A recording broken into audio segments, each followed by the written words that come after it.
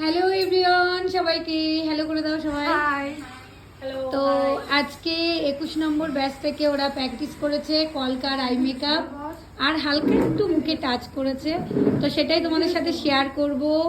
তো প্রথমেই দেখাচ্ছি জ্যোতিকে।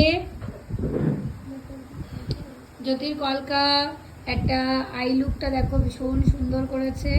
আচ্ছা, জ্যোতির কাজটা করেছে বুনু। বুনু নাম বল তোর? মনীষা বিশ্বাস। মনীষা। আর মনীষার ওপরে যে ট্রাইটা হয়েছে ওটা জ্যোতি করেছে, এই যে।